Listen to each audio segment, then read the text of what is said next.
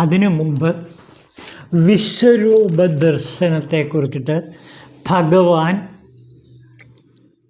പറഞ്ഞ ആ ദിവ്യ രഹസ്യം സ്വാമി ചിന്മയാനന്ദ വിശ്വരൂപ ദർശനത്തിൽ വ്യക്തമാക്കി കൊടുക്കുന്നുണ്ട്. നമുക്ക് ആദ്യം ചിന്മയാനന്ദ സ്വാമിയുടെ ആ മഹത് വചനത്തിലേക്ക് കിടക്കാം. അദ്ദേഹം സാധാരണ ഗീതാ പ്രഭാഷണങ്ങളിൽ പറയുന്ന വളരെ വലിയ ഒരു ആധുനിക സത്യത്തെക്കുറിച്ചിട്ടാണ് ഇവിടെ ബോധിപ്പിക്കുന്നത്. നോക്കൂ, ചിന്മയാനന്ദ സ്വാമികൾ പറയുകയാണ്, ലോകത്തിലെ വസ്തുക്കൾ വെവ്വേറെയായി കാണപ്പെടുന്നത് എന്തുകൊണ്ടാണ്? ഒരു മേശയ്ക്ക് മുമ്പിൽ കസേരയിലിരുന്നു കൊണ്ട് ഞാൻ പുസ്തകം വായിക്കുന്നു. ഞാൻ വേറെ, പുസ്തകം വേറെ, കസേര വേറെ, മേശ വേറെ. താത്വികമായി നോക്കിയാൽ എല്ലാ വസ്തുക്കളും നിർമ്മിക്കപ്പെട്ടിരിക്കുന്നത് ഒരേ ഒരു പദാർത്ഥം കൊണ്ടാണ്. എങ്കിലും നാനാത്വമല്ലാതെ ഏകത്വം നാം കാണുന്നില്ല. ആളുകളും വസ്തുക്കളും വെവ്വേറെ തോന്നുന്നത് എന്തുകൊണ്ടാണ്?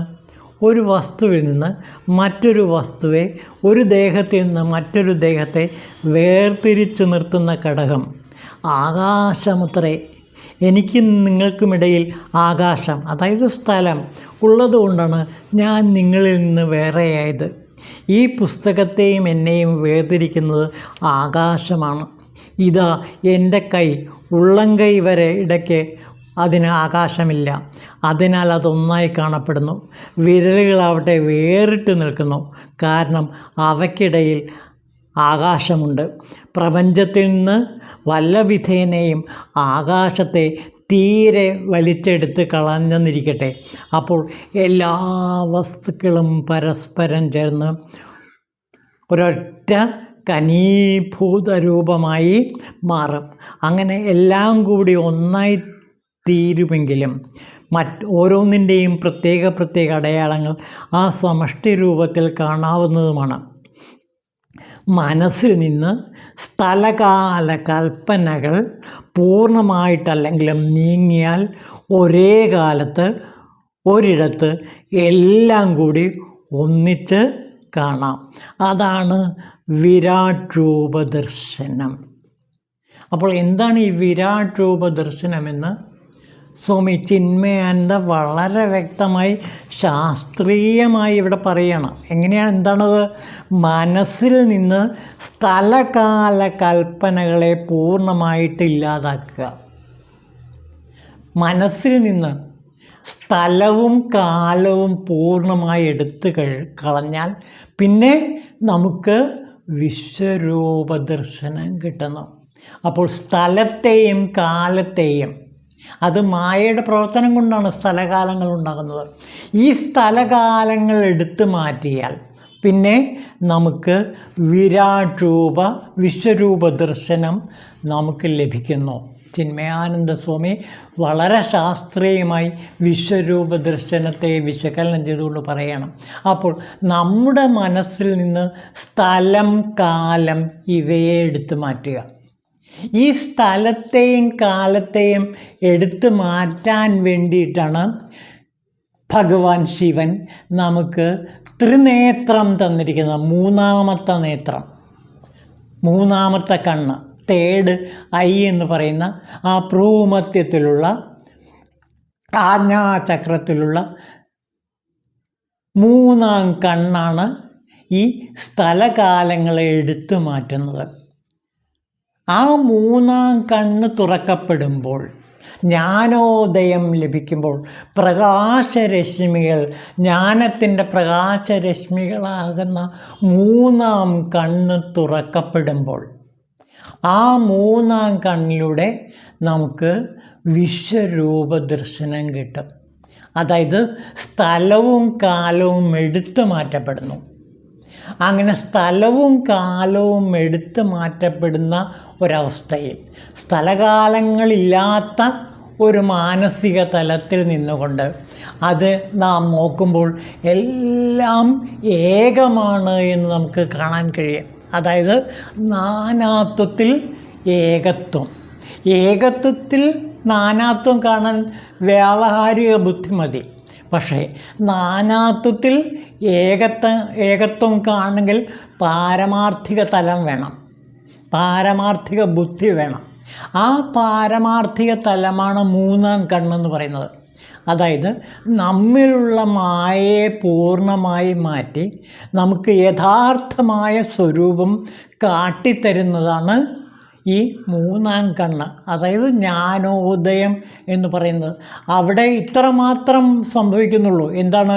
നമ്മുടെ ജീവിതത്തിലെ നാം കാണുന്ന, നാം അനുഭവിക്കുന്ന ആ സ്ഥലവും കാലവും പൂർണ്ണമായി മാറ്റപ്പെടുന്നു. സ്ഥലകാലങ്ങൾ പൂർണ്ണമായി ആരാണോ മാറ്റിക്കളയുന്നത് അവർക്ക് വിശ്വരൂപ ദർശനം കാണാൻ കഴിയും.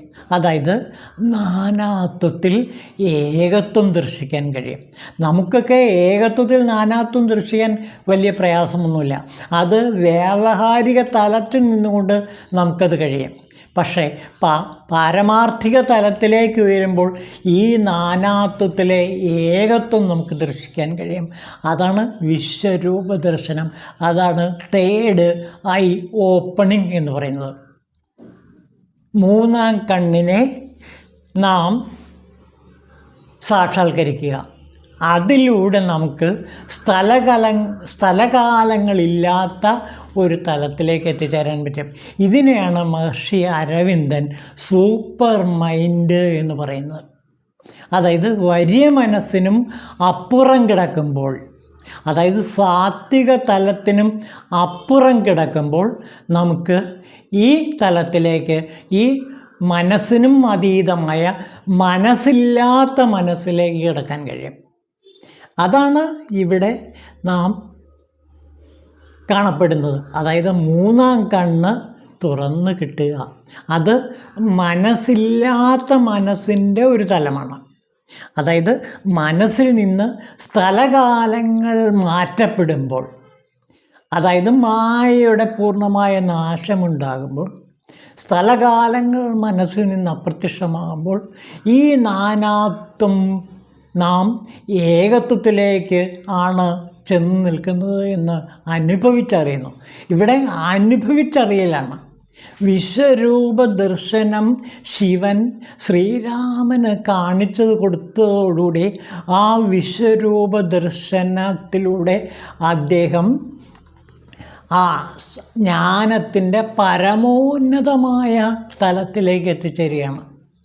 ഈ ജ്ഞാനോദയത്തിലൂടെ പരമോന്നതമായ തലത്തിൽ എത്തിച്ചേരുമ്പോൾ സ്ഥലവും കാലവും രാമൻ്റെ മനസ്സിൽ നിന്ന് പൂർണ്ണമായും ഇല്ലാതാകുന്നു. അങ്ങനെ സ്ഥലകാലങ്ങൾ, അതേപോലെ സമയം തന്നെയാണ് കാലം. കാലം ഇല്ലാതാകുമ്പോൾ, സ്ഥലം ഇല്ലാതാകുമ്പോൾ രാമൻ്റെ മനസ്സ് അതിമനസ്സിലേക്ക്, അല്ലെങ്കിൽ സൂപ്പർ മൈൻഡിലേക്ക്, ഈശ്വര തലത്തിലേക്ക്, ശിവതലത്തിലേക്ക്, ശിവത്വത്തിലേക്ക് എത്തിച്ചേരുന്നു. ഇതാണ് ശിവോഹം എന്ന അവസ്ഥ. അത് ഇത്ര മാത്രമേ ലളിതമായിട്ട് പറഞ്ഞാലുള്ളൂ. അതായത് നമ്മുടെ മനസ്സിൽ നിന്ന് സ്ഥലകാലങ്ങളെ ഇല്ലാതാക്കുക. അതിനു വേണ്ടിയാണ് നാം സാധന ചെയ്യുന്നത്. ഈ ധ്യാന സമാധികളൊക്കെ എന്തിനു വേണ്ടിയിട്ടാണ്? സ്ഥലകാലങ്ങളെ ഇല്ലാതാക്കാൻ വേണ്ടിയിട്ടാണ്. സ്ഥലകാലങ്ങൾ ഇല്ലാതാകുമ്പോൾ എല്ലാം ഏകമായി തെളിഞ്ഞു കിട്ടും. അപ്പോൾ ഞാനും ശിവനും ഒന്നാണ്. അപ്പോൾ നാം ശരിക്കും ശിവോഹം എന്ന ആ ഭാവം സ്വയം അനുഭവിക്കുന്നു. അതാണ് ഇവിടെ പ്രത്യേകത. അത് വാക്കുകളിലൂടെയോ ബുദ്ധിയിലൂടെയോ അല്ല, അത് നാം അനുഭവിച്ച് നമ്മുടെ മനസ്സ് തന്നെ ശിവമനസ്സായി മാറുന്നു, അതായത് അതിമനസ്സായി മാറുന്നു. ആ സമയത്താണ് നാം വിശ്വരൂപ ദർശനം കാണുന്നത്. ഇതാണ് വിശ്വരൂപ ദർശനത്തിൻ്റെ ആന്തരിക തത്വമെന്ന് സ്വാമി ചിന്മയാനന്ദൻ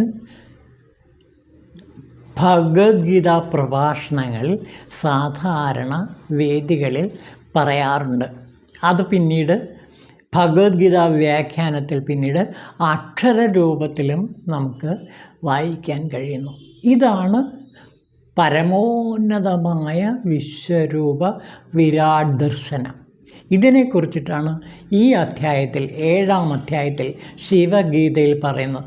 ഏറ്റവും വിശുദ്ധമായ 2 ഗ്രന്ഥങ്ങളാണ് ഭഗവത്ഗീതയും ശിവഗീതയും. ഈ 2 ഗീതകളിലും സമാനമായ സത്യമാണ് ഇവിടെ വെളിപ്പെടുന്നത്. അതായത് സനാതനമായ സത്യം ഒന്ന് മാത്രം. ആ സനാതന സത്യം നമ്മുടെ മനസ്സിൽ നിന്ന് സ്ഥലകാലങ്ങളെ ഇല്ലാതാകുമ്പോൾ നമുക്ക് തെളിഞ്ഞ് കിട്ടും. അപ്പോൾ മായ എന്ന് പറയുന്നത് ഒരർത്ഥത്തിൽ എന്താണ്? സ്ഥലവും കാലവുമാണ്. ഇത് മിഥ്യയാണ്. സ്ഥലമില്ല, കാലമില്ല.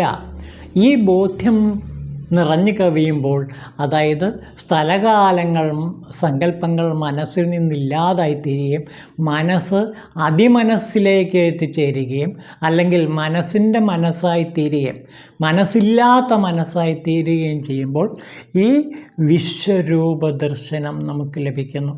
അതോടെ നാനാത്വത്തിൽ ഏകത്വം ദർശിക്കാൻ കഴിയും.